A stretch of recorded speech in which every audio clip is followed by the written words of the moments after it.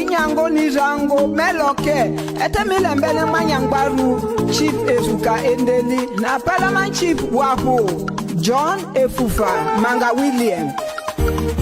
His Royal Highness Chief Doctor Esuka endeli mondavele majalo amirola rene roka yaba koja lingane mokonone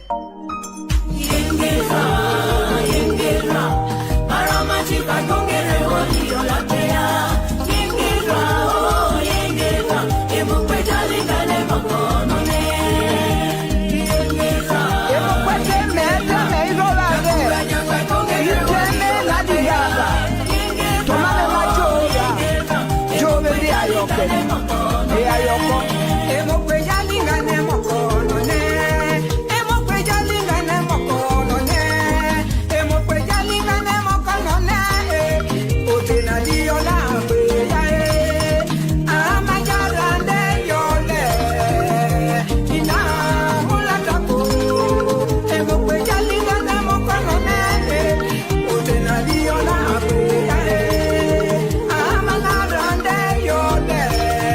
Amana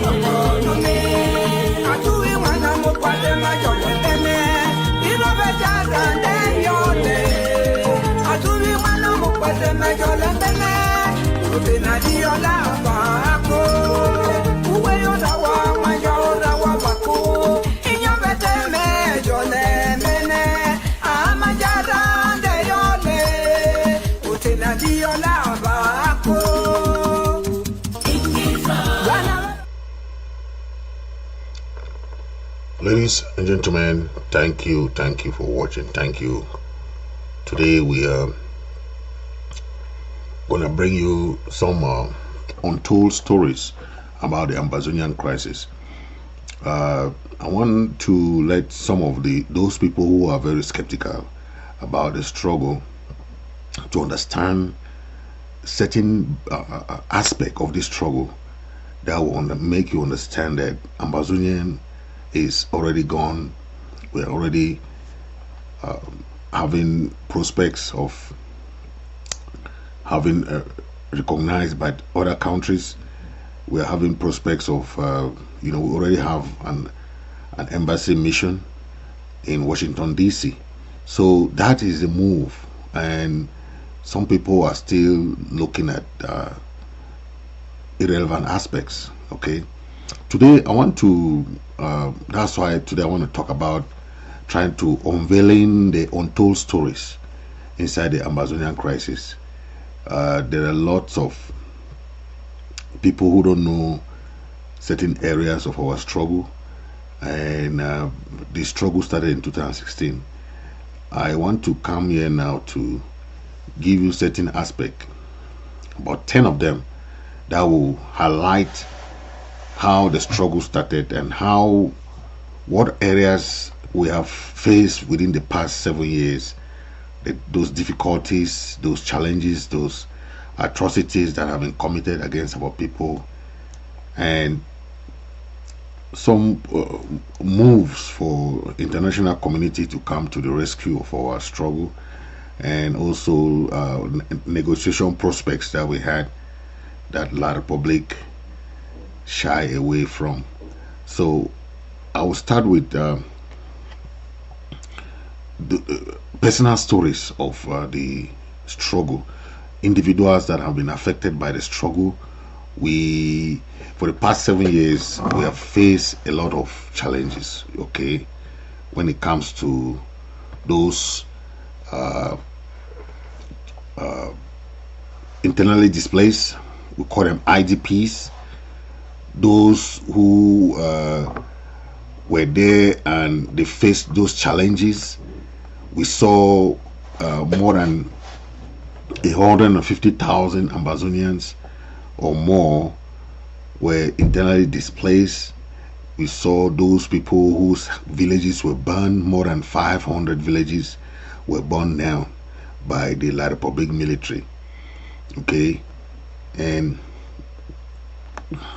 apart from that, we had series of more than 50,000 of our people have been killed from the start of the struggle.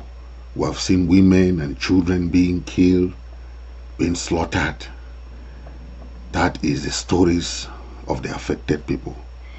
Okay, we have seen the Ambazonian government, or the Naira 10. Imagine all of those people were arrested in Nigeria and taken to Cameroon, illegally taken to Cameroon. Okay, because the government of Nigeria passed a law, the High Court of Nigeria passed a law that they should send all those leaders back to Nigeria because they were illegally arrested.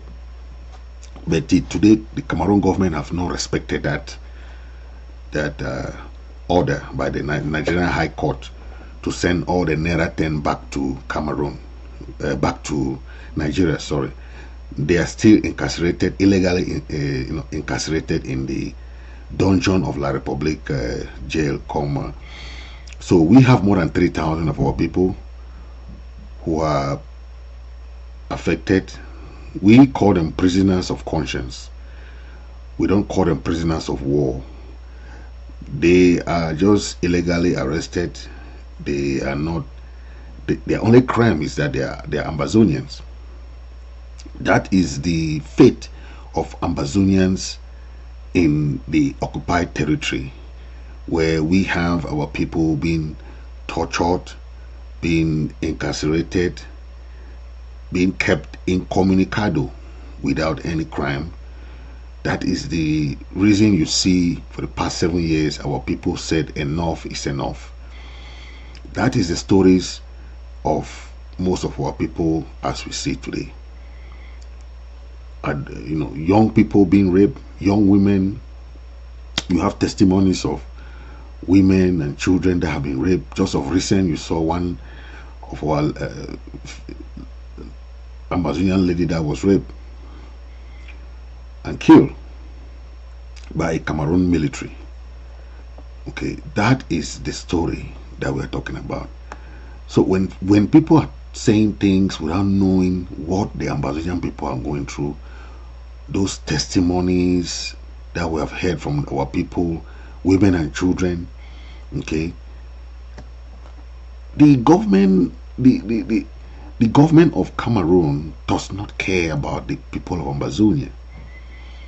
Imagine all these crimes they committed by the gang of these sexual predators.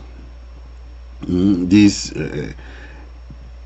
the rapers, all these military committed crimes against our people. The country's police and judicial authorities of that La Republic of Cameroon does not care. Okay, they only care when an Ambazonian is, they want to punish an Ambazonian, they will punish you. They will take you to court because they have the military court. They don't use the civil court anymore, so it's a military government. Okay, the IG, the interim government, has been there for, trying to make sure that we ask the government of Cameroon to hold these perpetrators accountable. But we have not seen any headway towards that.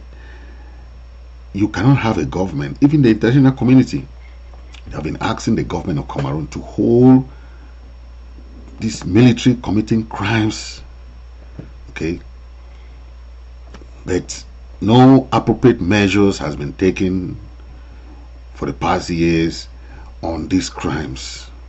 Okay, there is no proof that we will see any military being punished for perpetrating these acts, in accordance to the law of that country. They don't have the constitution. I don't know if they use the constitution anymore, if they use the laws of that country anymore, because people, the real suspects, the real crime suspects are not being punished. The petty thieves are being punished because those in high offices are the one giving those orders. Haute instruction coming from high office to commit all those orders. The second aspect I want to talk is about the issue of humanitarian efforts. For the past 7 years, we have seen humanitarian efforts from the interim government. Most of those get towards helping our refugees in Nigeria. The refugees in Nigeria are being covered by the United Nations refugee program in Nigeria. Okay, and we have seen efforts made in that direction.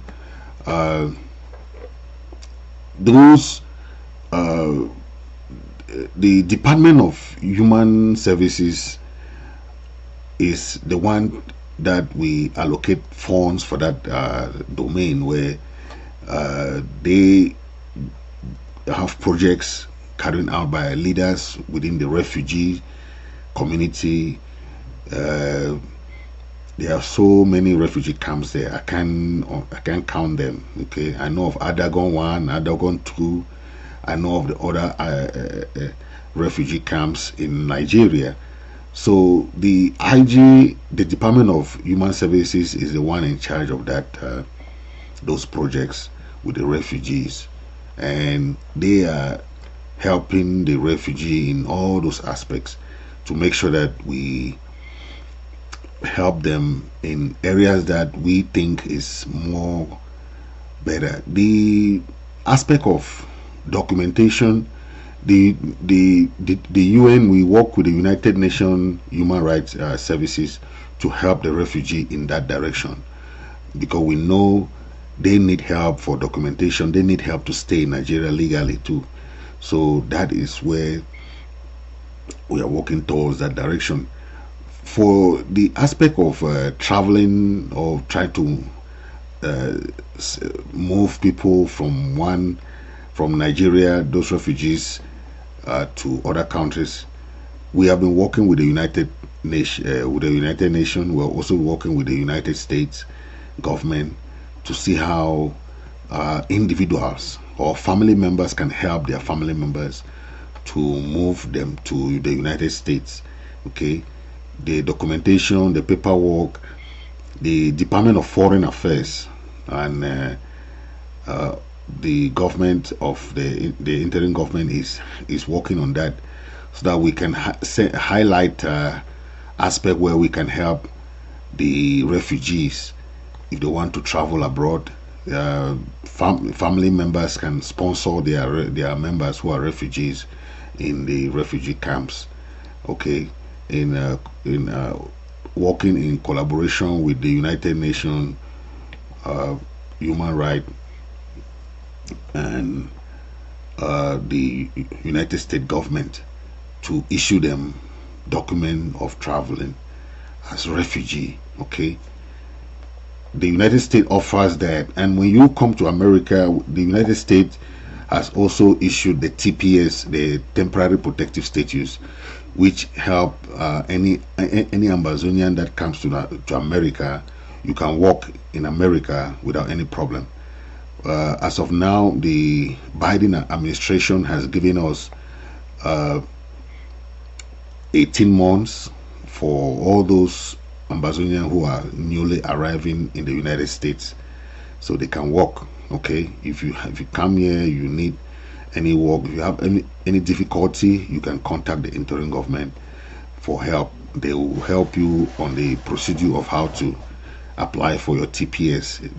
It's a temporary protective status that the United States granted to the people of Ambazonia, and also they also granted that to Ukraine, because it's just for those people who are facing war. Okay, and that is why they offer TPS. TPS is not offered to any country. It's only offered to those countries that their people are in danger. Okay, so when you come to America, it's a good thing, and it's a good news for us. So I'm just giving you those aspects so that you can understand where we have gone and how far we have gone to.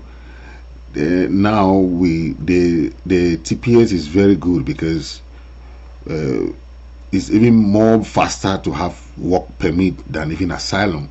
Asylum, you have to wait about 100 and something days, right? But with the TPS, as immediately you come to America, you can start working. Okay, once you apply for your TPS, it will take maybe 3 weeks, and you have your work permit sent to you. You can start working immediately. You don't have to wait for like the asylum. You have to wait like 100 and something days. You see, it's not easy to have a work permit, even though as an asylum seeker, you can have the work permit faster depending on how fast you also apply for your asylum. But that said, those are the aspect that we when we talk about the humanitarian side, the humanitarian effort that we have been working on. Okay, and we hope that we know some people don't think about that, but those are other aspects that we are working on. It's not easy, you know. We have 3 dimensions in this struggle: ground zero, ground one, and diaspora. Those 3 areas, we have to fund them. We have to send support to these people. Okay, we will send aid through the interim government. We fund some projects that, you know, you even saw of recent. Also, the NCNC sent the leader, Chairman Kometa was there in Nigeria just of recent too, to give some foodstuffs to the refugees there. So those are the aspects that we work on when it comes to humanitarian efforts that we do in behind the scenes. Okay, you know, Nigeria is not even safe Okay, had it been Nigeria was safe, you remember the Naira 10, the whole government of Ambazonian was arrested. Yeah, because they went to Nigeria to be with the refugees.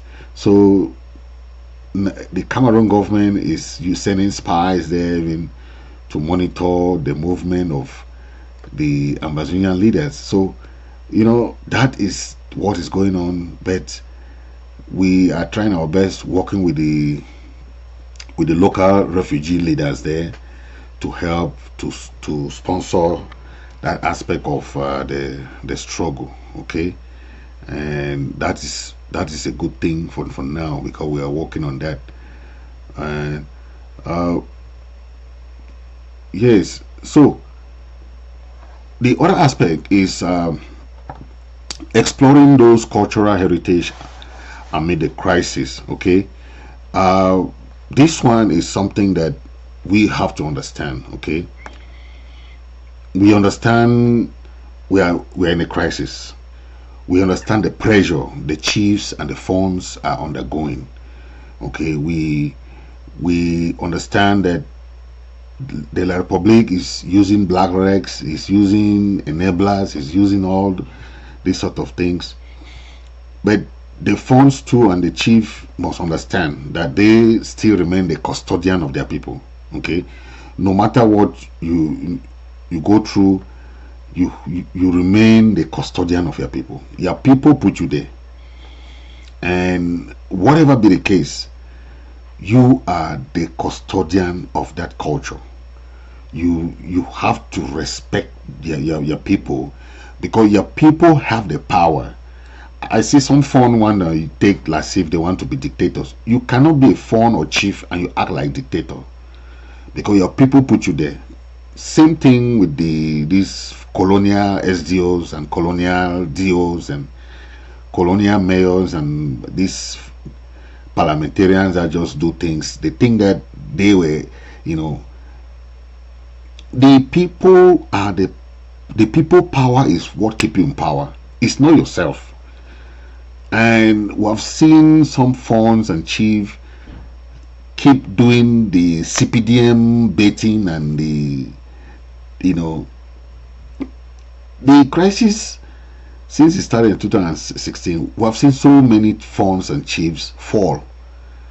Okay, why? Because they tend to be politicians rather than cultural heritage, and trying to be the custodian of their culture. The CPGM thing will come and go. Your culture remains. Do you want to go with the CPGM motion of supporting, or you want to be with your people? We saw what happened during the Grand National Dialogue, where chiefs and funds were full and they went to Yaoundé and all those things. They said they had the House of Chiefs. What are you doing with the House of Chiefs today? Is it functional? It's not functional, right?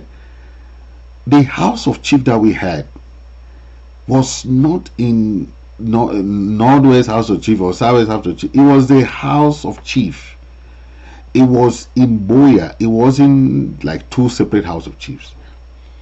And they had the power to make decisions, to make laws. They were lawmakers. They were not just people who go and sit there, they give them a bubble and bread to eat.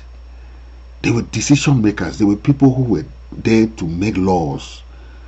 Okay, but they went and painted something for these chiefs. They came there, they said, do you want to say the House of Chief, House of this, House of Fun? That is not what the people, and something that is not supported by your people, don't spearhead it, because you are heading towards your own failure. You cannot say, look at the palaces, look at the fondoms, look at the chiefdoms. Are you really representing your people? Okay, if you think that you want to go with the enabler or the occupier, you are risking the life of your own people, and also risking your own chiefdom or fondom. There is no fund who will say you want to go and pour libation against your people, then it will work. No way. Your people are the one that put you there. The majority of the population, if they say they want this, you have to go with that. In any community, is majority carry the vote. It's not a few, one or two people who will go and stand and make some noise, and you go and try to pour libation against your people, against this and that. It doesn't work like that. You cannot have 500 people in a village, then 10 people go and sit somewhere and make some few things, start pouring libation against the other majority of the population. It doesn't work like that. It will not work. It will not work. Anything that does not have the blessing of the people. For the past 7 years, we have seen the chiefs and fundum, they have gone and done. They went and poured libation, they went and march, they went to this and this, but it doesn't work like that. The thing that we expect chiefs and fundum to do, and that they have not been doing, is to help their people to come out of this carnage. What are they doing to help their people? You cannot be a chief of your people, but you are siding with the occupier. You cannot be like that. Okay, what are you doing to help your people? Okay, that is who you are. If you don't want to be, that's why they say, if you don't want to be a leader, don't be a leader. Because the role of a leader is answerable to the people that put you there. Leadership or chiefdom, fundom, or whatever dom you, or whatever kingdom, whatever dom you are, the people that put you there have the right to that. Okay, that's why you have to listen to the local population. If they respect the what they are fighting for, they are fighting for freedom. You don't want to fight for freedom. You go and stay in your own day. You start passing laws. Your people are there. You are not there watching at their people. The funds and chief are the custodians of their people. Custody, that's a name. It means custody. Custodian means you take care of your people. You don't take care of people in your own day. That's not your job as a chief or fund. The same with the clergyman. The clergyman, your job is not to support the government. Your job is to pray for the people that are in your church. Pray for the people. Help them to come out of this predicament. Anything you're doing other than that, you are not following your calling. Your calling is not, a man of God is not somebody who will be going around, you know. I always mention great men of God that we all know of. Bishop Desmond Tutu. Go and Google what that man did to the people of South Africa. Archbishop Desmond Tutu. Go and just Google what Martin Luther King Jr., Reverend Martin Luther King Jr., he's a Reverend Father, did to the people of America. You have to emulate good example. Men of God, chiefs, funds, politicians, whatever you do, you are there because of the people. The people comes first. When they say the respect goes down or lockdown, this thing, the people have the power. You cannot force the people, go and connect with the government to force the people to do what they don't want to do. They have what they are trying to fight for. They are fighting for something. You, instead helping them to achieve what they are fighting for, justice, you ask them to, you are helping the government to fight for them, for the government instead, against your people. And you know the people can vote you out, they can elect you, they can give you a vote of no confidence, they can remove you from that position because they put you there. Be you a chief, be you a fund, be you a mayor or whatever you call it, whatever title you have, the people power is the people power. That's why this struggle, whether you are a chief, you are a fund, if you don't listen to the people, you are not a chief to that people. You are a chief to the people, because you cannot sit Instead of helping your local people to achieve something, you are there supporting the Yaoundé people. It doesn't work like that. Another aspect I want to talk about is the aspect of education and the youth. Okay, education and the youth. Since the beginning of this struggle, the teachers and the teachers came out en masse. Why? Because the La Republique, the curriculum that was being taught, the Anglo-Saxon system was not being taught in schools. The teachers had to go on strike.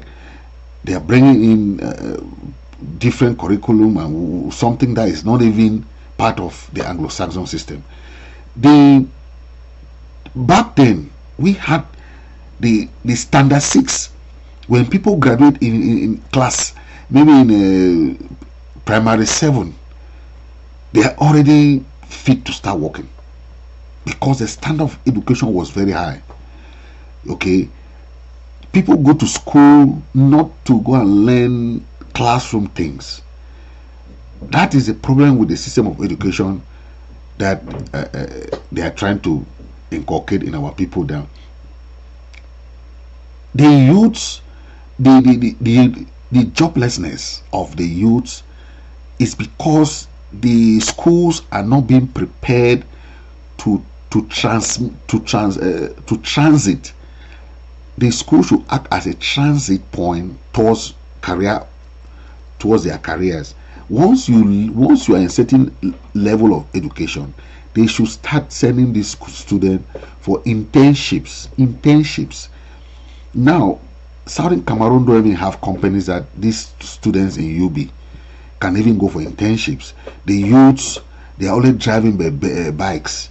There are no companies that these youths can go there and start doing some work within that company. So that while you are going to school, you are doing internship, or you are doing volunteer even, to train you towards when you graduate. You don't have to go now and start looking for a job. You already have a skill set towards that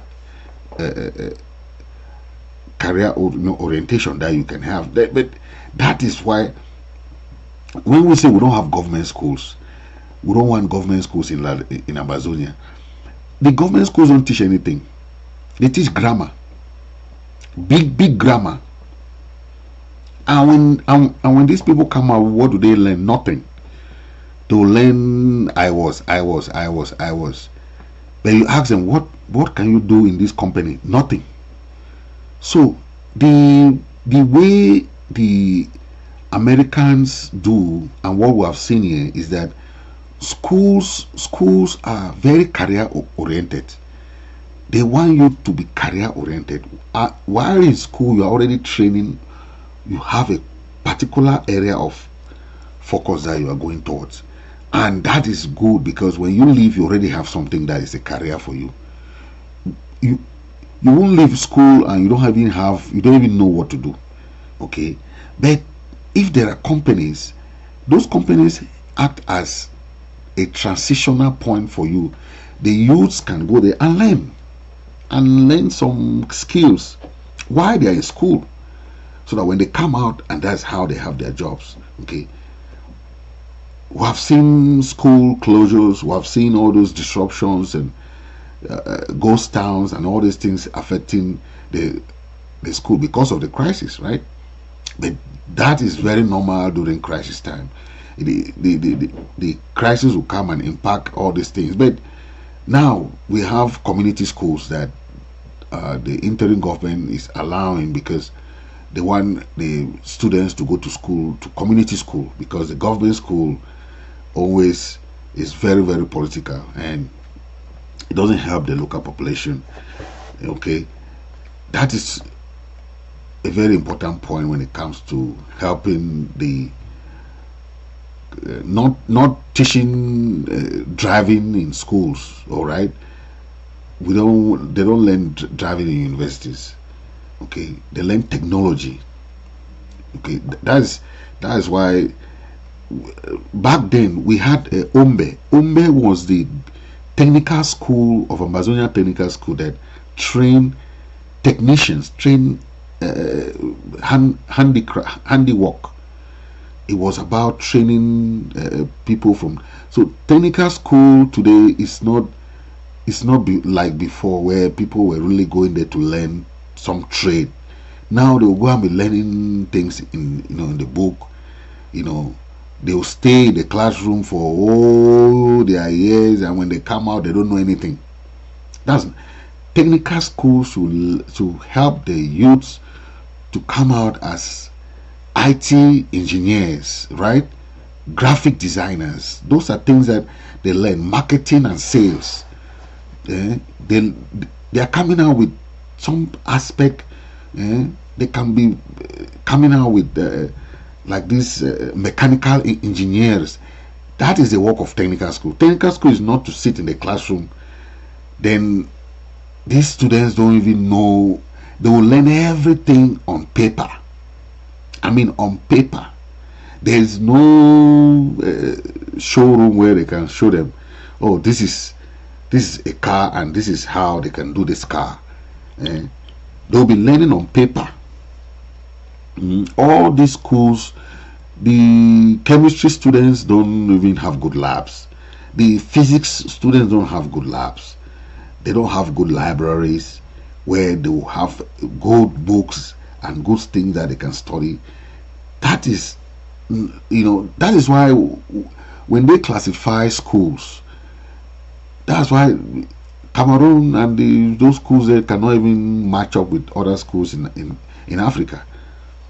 First 10 best universities you can even see, because they don't have all these infrastructures.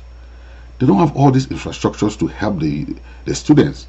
And when you graduate, you are nothing. You have nothing in your head. You just want to pass those things that you are writing, and when you come out, you have nothing on your head. That is the kind of school that you call school. Another aspect that I want to talk about is about the women and children. The women and children in this crisis in Ambazonia. We have seen that more of the suffering and torture, so many things have affected the women. We have seen displacement. We have seen internally displaced women. We have seen refugees. We have seen women, being raped. We have seen so many things that have affected women in this struggle. And I want to first of all congratulate the women. They are the heartbeat of this struggle. They have sacrificed a lot. When this struggle started, you saw women who are sleeping in the bush, women who were having, who were pregnant, women who were having labor. They had babies in the bush. You had women who had to trek so long distances from one end of a village to another end of another village. Women are the most affected in this struggle, where the women and children and the girls are being tortured, are being abandoned. The military are going there to commit all sorts of atrocities on the women. Because of the absence of the men, most of the targets were also the men. The men had to run away from their homes and all those things. Okay, and what happened? There were those aspects of atrocities against the women. Okay, women imagine a pregnant woman. You don't have any health care. You have to labor. You have to put to bed in the bush. No maternity care. Nothing. Imagine women having their menstrual cycle in the bush. How they cannot have even pad. How do you have pad? How do you pad yourself? Think of it. We have heard all those stories. That's why when people come and talk today, they don't know what our people have gone through. Our people have gone through a lot. That is when some people can just come and talk about a flag today. Okay, they can just talk about a flag today.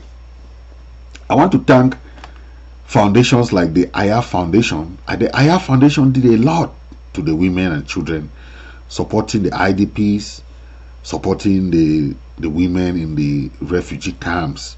Okay, and also some reputable NGOs and other initiative groups helping them. But remember, La Republic had to stop, the military had to stop a lot of NGOs who wanted to come and help, who wanted to come and give aid, you know. And just think of it, women that are suffering, women that are helpless. The international organizations like WHO were ready to come and help in terms of helping in war, as the Geneva Convention states, right? The Geneva Convention says the women and children should be kept out of any atrocities, out of any crime or whatever during wartime. But La Republique did not respect that. The Médecins Sans Frontières, or Doctors Without Borders, also came around to help, but La Republique government sent them back.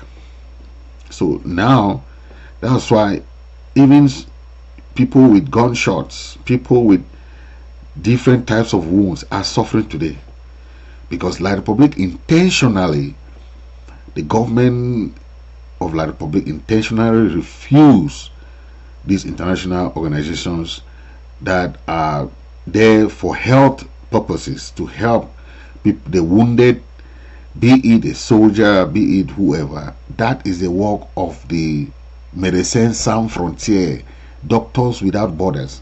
Their job is to help people during wartime. But if La Republique does not want them to be in these areas, how do you think people will get well when they are faced with the barrel of the gun, they are faced with these difficult moments? Okay, their life is at risk. That is other area that we saw, and it's still happening today. Number 7 aspect I'll be talking today is about the human rights violations. We have seen this like just in extra proportion. The international community have given their reports about this, but no action is taken. We want to first of all thank them. The EU report on Cameroon atrocities, the United Nations report on special crimes. We have the United States government report, okay, on the Cameroon atrocities. We have the Canadian government report. We have so many reports, okay, documented report of massacres, the ill treatment of prisoners, okay. We even the Africa Charter about the prisoners, the release of prisoners. We have seen those massacres, the Ngabu massacre. You remember that? Of recent, we had the Manfe massacre. These things are documented, but from testimonies, from eyewitness accounts, from non-state actors, and all these IDP displacement, what do we get from La Republique? Nothing. The government is not prosecuting those people committing these human rights violations. And what do you think will happen? They just keep on continuing their work. Okay. When you hear today a military raped a lady and killed, and that lady died, what do you think the government will do to that guy? Nothing. So if you do not prosecute people who are committing crimes, you enable them or you give them more power. Say, go ahead, just do it. Nothing will happen to you. The kidnapping by the military, they are doing that to survive. The money that they used to give them, those little prim, is not more there. The government has financial problem. The Cameroon government is suffering from financial crisis, economic crisis. they don't have money. So the military, a lot of things that they used to have, they don't give them. So what do? They go and build roadblocks. They call them checkpoints. That they are checking something. They are checking nothing. All they want is money. You go, if you meet them on the way, they'll harass you, they'll rape you, they'll do all kinds of things on the passengers on the way. And that is the right the government has given them, the power, because it's a military state. Cameroon is a military state. It's run by the military. Okay? And we have seen all those happen along the years. But that's very important aspect that we are talking about. I want to remind you that we have written to the ICJ and the International Court of Criminal Justice and the International Court of Justice about the crimes committed by La Republique. It is all documented. The case is still, we had one letter from the ICJ that they have received a letter. So those are things that are documented. Okay, so whatever crime is committed by La Republique today on our people, the human rights violations is documented. Okay, the scorched earth policy, burning of our villages, burning of hospitals, burning of palaces, all these things are documented. So there will be time for that when all these people will be brought to book. So don't think that what you're doing today you will go free. Okay, all this La Republique military, the generals that are giving these orders, the ministers that are behind this, they will be prosecuted. Law does not expire. That's what I want to say. Law does not expire. So whether it's 20 years to come, how many years to come, they will still prosecute all those committing these crimes. Okay, and we are also hoping to get in touch with the United Nations in terms of sanctions, because it's high time. After 7 years of all these crimes, we have not had a single sanction on La Republique government. The only sanction that we have had is from the United States. The United States has given visa ban to most of the government officials. Okay, and also the AGOA, the Africa America Trade Agreement, Cameroon has been taken out of the membership because of their atrocities on the people of Ambazonian. That's the only sanction we have today. So this is to tell you we have a series of things that is going on, and our people are still fighting. Okay, irrespective of the bias and all the naysayers saying those are the crap. Okay, our people are still fighting to have what belongs to them. Okay, now another aspect is the role of the international organizations. Okay, the role of the international organization. I have made it very clear, because most of the international organization they mostly come in for the humanitarian assistance side of things, like I mentioned the United Nations Human Rights Commission and the International Commission of the Red Cross. They are also helping.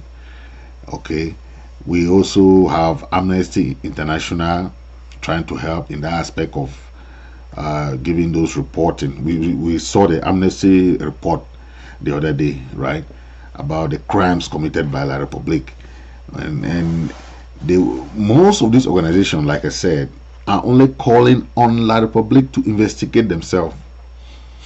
When you ask a country that is committing crime, an occupier, a dictatorial government, to investigate themselves, what do you expect? So that is a problem. So they will only say, okay, they are doing their investigation. At the end of the day, none of these soldiers, none of these senior officials are not being prosecuted. And what happened next? They keep doing the same thing over and over, over and over, over and over. Okay, We saw the report of the Human Rights Watch. We saw the report of the American state government. All these reports having very, very damning report, damning consequences, but we want to see something. We want to see sanctions. Okay, we want to see sanctions so that Cameroon can go to negotiation table. Without that, they will keep doing the same thing. That's why for the past 7 years, the international community is telling them that their military option is not the best option for them, because they have seen the resistance of the people of Ambazonia. So that is the aspect that we're talking about. But without much, I just want to make sure that we thank those who are trying to help in the mediation side of things. In Switzerland, we had the Swiss government who came in and was already starting the mediation process between the Ambazonian leaders and the delegation of La République du Cameroon. And all of a sudden, La République had to back out from that. Okay, but we are just giving that because this international organization like the United Nations and African Union, we expect them to do more, because this problem started in the United Nations, where they will give somebody independence and they ask you to join some other country. So the United Nations, the United Nations have a bigger fish to fry here, because the consequences of this crisis is due to the United Nations lack of foresight to confer independence to somebody where 64 countries will vote yes. No, then you ask that country to still join another country. No, that is not what we have seen in all these other independence countries in 1960 and 1961. All these countries had their independence by having independence. They did not have independence by joining. So the United Nations, the African Union, and the African Union Charter, that is very clear. The United Nations, the resolution 1608 is there, very fixed. The African Union Charter is also there.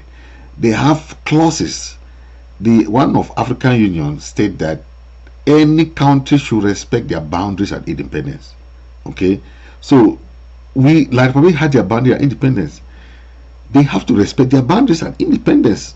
Okay, we respect their territorial integrity.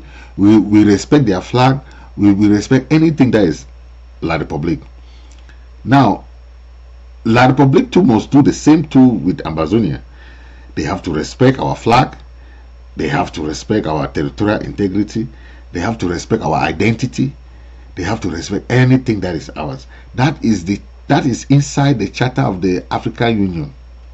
That's why African Union is telling them, even during the Bakassi Peninsula issue, right? They told them, Nigeria and Cameroon, you are fighting. The African Union came in and told them, please respect your boundary and independence. Was Bakassi in your country during independence? Both of the countries said no.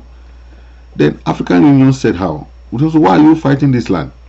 This land belongs to these people. It doesn't belong to you, Cameroon. It doesn't belong to Nigeria. It belongs to the people of Ambazonia. That's what the African Union had to settle that dispute, the land dispute between the people of Nigeria and Cameroon. So that is what we're talking about. Okay. The other aspect I want to talk about is about the historical aspect and the root causes of the problem. Okay. We remember I just mentioned a little bit of that about the root cause, the issue of independence by joining. But when you look at what La République is trying to do now, it's because they don't have any case. And when you don't have any case, all what you can do is to try to fight somebody but with your military, okay, try to say, okay, we're gonna, you know, I don't want to go to negotiation table. I want to fight you and win you with my military, and you must subdue you with our military. So that's what they are doing now, okay? Because if they go to negotiation, or if they look at the historical side, most of the La Republic people are getting used to the historical side of things now. Before, most of them did not know much about that, but at least to an extent, they know that the flag is Ambazonian flag. Okay, even though at least they know that when they see that flag, when they hear that anthem, they know it's Ambazonia. That reminds them of a country. So before, they were more of the denial side of things. Now they are coming to terms with to accept that Ambazonia is Ambazonia. Okay, that is why when we talk of the historical side, we will go back to those root causes, right? From the plebiscite to the referendum, to the unitary government, the unitary to the La Republic du Cameroon government. So those are the things that we have to start looking at. But we as a people don't, like we did in Nigeria, we will not want the experience to live with any of these two countries anymore. We have had enough. We had 40 years living with Nigeria. We have had how many years living with these people? Since 1961 till today. So we have had enough. That's why in 2017 we restored our independence. So we don't have anything to do with these people anymore. We are only looking towards our recognition, okay? And that's what we are doing now. So there is nothing that we can do anymore. And the last point I want to make is about the potential for peace. That's the last point I will make tonight. The potential for peace. We are a very peaceful people. You all know that. We came out en masse in 2016 with our peace plan to tell the people, the BR regime, that we want to talk.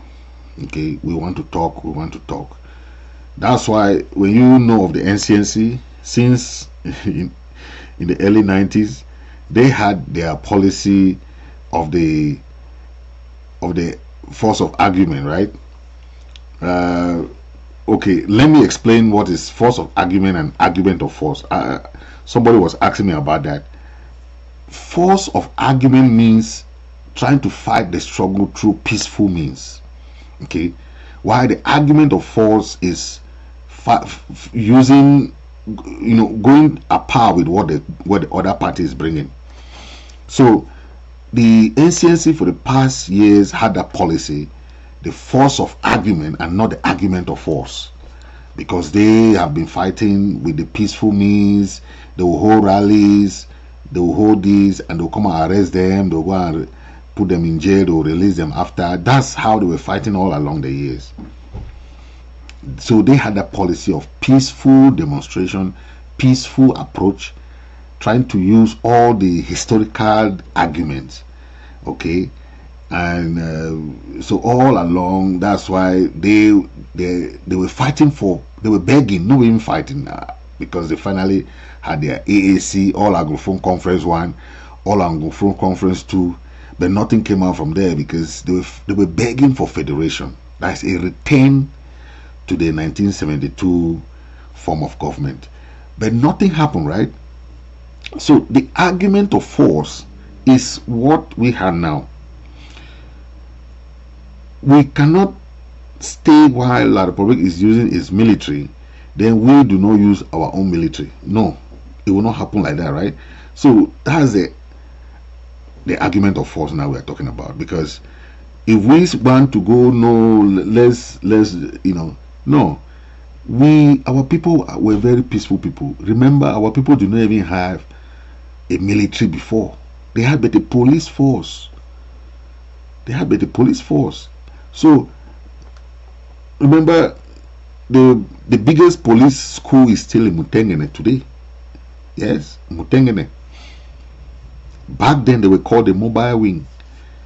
But what is that? Is because La Republic took advantage of our people not having a military. That's why they brought in their military. Had it been our people of Southern Cameroon had a military force, La Republic would not have brought their military to Ambazonia. Okay, we had the biggest police school even in Mutengene today. So we do not have a military. So La Republic took advantage, and the NCNC people, they were still preaching that thing of the force of argument, and that is it. But we are talking about the argument of force today, because Biya declared war, and we cannot watch somebody who said they have to really deal with these people within 2 weeks. That's what Biya said. Say, okay, we are going to deal with these people within 2 weeks and march everything, burn the villages. That is what they did. But today is 7 to 8 years going. Okay, the path to peace is still long. The Grand National Dialogue came and passed and failed. The Swiss-led negotiation came. La Republic ran away from the Swiss-led negotiation. Canada-led negotiation came. La Republic also ran away. And what do you expect today? We just opened our diplomatic mission. America has recognized us as a country in America fighting for their recognition. Okay, we are going to explore all the diplomatic effort, negotiations, international interventions. We are going to exploit all that, and whatever happens, we'll be very, very happy to tell our story to all the countries in the world. And we don't be surprised. That is Somaliland. Ethiopia has just recognized them. Okay, after how many years? So it might not take 1 year, it might not take 2 years, it might take 10 years. So don't that's why they say this is not a fight of one. That's why I don't see why people will be hating each other, they will be angry at each other. This fight might take 50 years and you will not even live to see it. So why are you fighting? Why you envy your brother? Why do you quarrel? Why do you fight among yourself? It doesn't make any sense. We have a long way to go. We have a long fight. Because be it negotiation doesn't take 1 year, doesn't take 2 years. Negotiation, peace and resolution doesn't take 2 years. Even referendum doesn't take 1 year or 2 years. Referendum will take at least 3 years to really form something to have a referendum for the people of Ambazonia. But apart from that, those are just avenues we are trying to see within the paths for peace and justice to resolve the crisis and be as good neighbors with La Republic. We just want to have a good neighbor, and your neighbor remain your neighbor. Okay, no matter what you do, you share pillars, you share neighborliness, good neighborliness. So that is very good to know. Okay, so thank you for listening, and please, if you are just joining, make sure you subscribe to the channel. If you are watching on YouTube, you click that subscribe button down there. Okay, if you're watching on Facebook, you follow my page, Fritz Misodi Oponde. That's my page on Facebook. Okay, so thank you for watching, and God bless you, God bless Ambazonia, and God bless everyone. Thank you for watching.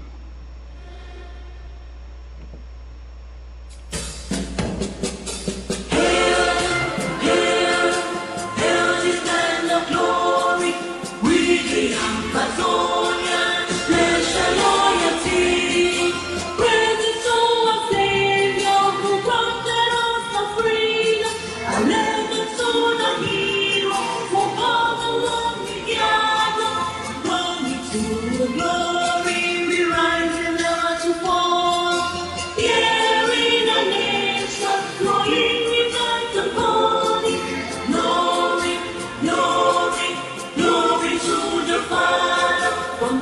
making you a nation and joy forevermore. Ambazonian, land of freedom, you shall live.